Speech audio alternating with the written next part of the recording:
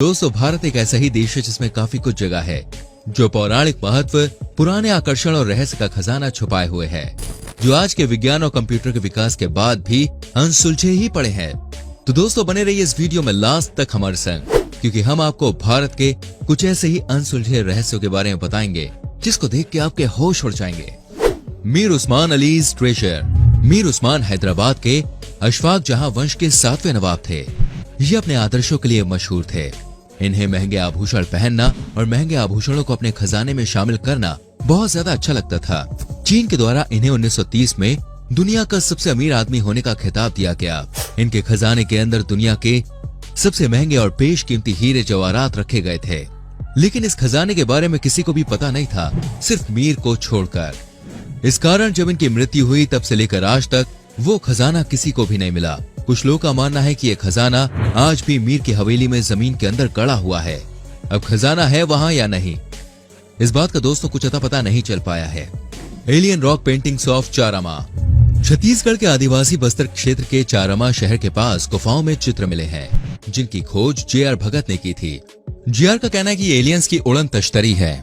इसमें आश्चर्य की बात यह है कि जब इन चित्रों के बारे में आसपास के गांव वालों से पूछा गया तो उन्होंने बताया कि वहां पर एक नहीं बल्कि बहुत सारे छोटे छोटे लोग रहते हैं जो आसमान से गोल आकार की वस्तु से नीचे धरती पर उतरते हैं, और वो वापस उस वस्तु में जाने से पहले 1 या 2 लोगों को अपने साथ लेकर चले जाते हैं।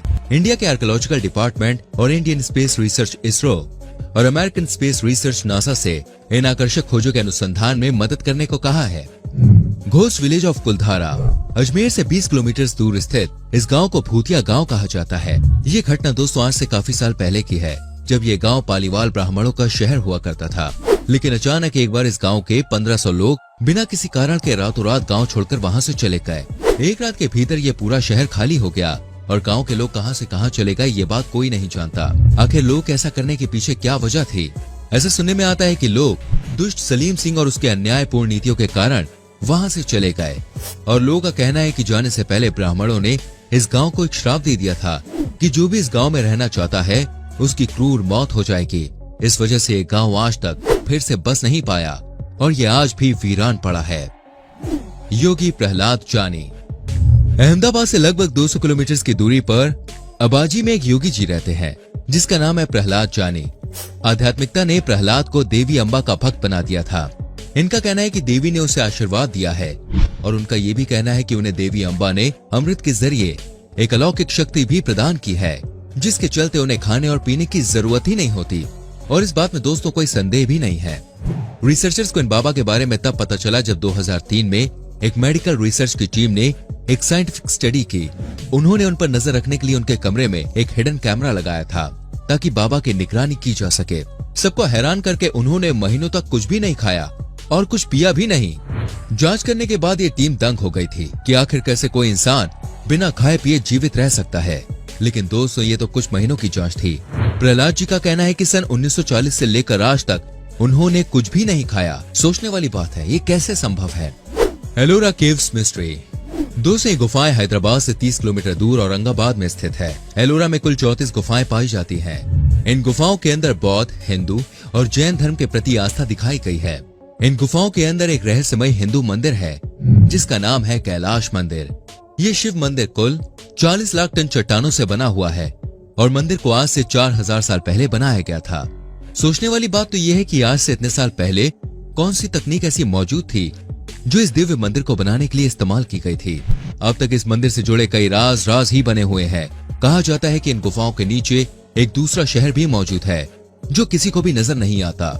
एक ऐसी सुरंग है जो इसे अंडरग्राउंड शहर के अंदर तक लेके जाती है। इन गुफाओं को कैसे बनाया गया है इस बात को लेकर रिसर्चर्स हैरानी में है, क्योंकि इन गुफाओं को बनाना आम आदमी के बस की बात नहीं है। इन गुफाओं को बनाने की टेक्निक अभी तक रहस्य बनी हुई है। आखिर बिना टेक्नोलॉजी और भारी भरकम मशीनों के कई सदियों पहले इन मंदिरों को कैसे बनाया गया होगा, ये वाकई में सोचने वाली बात है। रिइंकार्नेशन ऑफ शांति देवी। दिल्ली के एक छोटे से इलाके के अंदर पैदा हुई एक छोटी सी बच्ची जिसका नाम शांति देवी रखा गया। शांति देवी अक्सर अपने वर्तमान के माता पिता और गुरुओं को अपने पिछले जन्म के घर परिवार के बारे में कहानी सुनाया करती थी। शांति देवी ने अपने पिछले जन्म के परिवार के सदस्यों के बारे में बहुत सी बातें अपने परिवार वालों को बताई। अब अगर आपको ये बातें झूठी लग रही है तो हम आपको बता दें, इस पूरे मामले की जानकारी महात्मा गांधी के द्वारा नियुक्त प्रमुख नागरिकों की एक समिति ने दी थी, जिन्होंने शांति देवी के साथ जाकर अपने पिछले जन्म के गांव में जाकर उनके बारे में पता लगाया और पूछने पर जो उनको पता चला वो सुनकर सारे के सारे लोग बिल्कुल हैरान रह गए, क्योंकि जो शांति देवी ने अपने पिछले जन्म के बारे में बताया था वो सब कुछ एकदम सही निकला। Ruins of Indus civilisation. दोस्तों, आप अभी जो फोन की स्क्रीन पर देख रहे हैं वो सिंधु घाटी सभ्यता की लिपि है। आपको जानकर बड़ी हैरानी होगी, अब तक इस लिपि को पढ़ा नहीं गया है। पुरातत्विकों का मानना है कि इस भाषा को समझ पाना लगभग नामुमकिन है। सिंधु घाटी सभ्यता शायद भारत का सबसे प्राचीन रहस्य है। इस विशाल सभ्यता से जुड़ने के लिए कई राजों पर से पर्दा उठाना अब तक बाकी है। 5000 साल पुरानी सिंधु घाटी सभ्यता के चित्रात्मक लिपि को बनाने वाले लोगों की पहचान आज भी बिल्कुल रहस्यमय बनी हुई है। इस सभ्यता को बनाने के पीछे के रहस्य से कोई भी पर्दा नहीं उठा पाया है। इस सभ्यता में सबसे अधिक चौंकाने वाली बात तो ये है, आखिर ये पूरी की पूरी सभ्यता अचानक गायब कैसे हो गई और आखिर इस सभ्यता का पतन कैसे हुआ। सिंधु घाटी सभ्यता को इस दुनिया की सबसे महान सभ्यता का दर्जा दिया गया है। इस सभ्यता का अचानक नष्ट होना अभी तक बहुत बड़ा रहस्य है। इस सभ्यता का अंत होने के पीछे कई रिसर्चर्स के अलग अलग अपने मत है, लेकिन कोई भी इसका सही उत्तर नहीं दे पाया कि आखिर इसका पतन कैसे हुआ और क्यों हुआ। Floating pillar of Lepakshi temple. ये मंदिर भारत के आंध्र प्रदेश में स्थित है। लेपाक्षी मंदिर की नक्काशी बहुत ही सुंदर है और इस मंदिर को देखने के लिए कई भारतीय और अन्य देशों के लोग आते हैं। इस मंदिर की सबसे हैरान करने वाली बात यह है कि यहाँ के स्तंभों में एक ऐसा स्तंभ है जो इस मंदिर की खासियत है। इस मंदिर के सबसे प्रसिद्ध स्तंभ को कासा स्टॉपर कहा जाता है। इसका मतलब है तैरता हुआ स्तंभ, और ऐसा इसलिए क्योंकि ये स्तंभ बीच हवा में तैर रहा है, लेकिन किसी को भी नहीं पता है कि ये स्तंभ बीच हवा में कैसे तैर रहा है। अगर आपको मेरी बात पे यकीन नहीं तो आप खंबे के नीचे एक कपड़ा या कोई भी पतली चीज पार करके देख सकते हैं। जब अंग्रेज भारत की सत्ता में थे तो वो भी इस स्तंभ पर मोहित थे।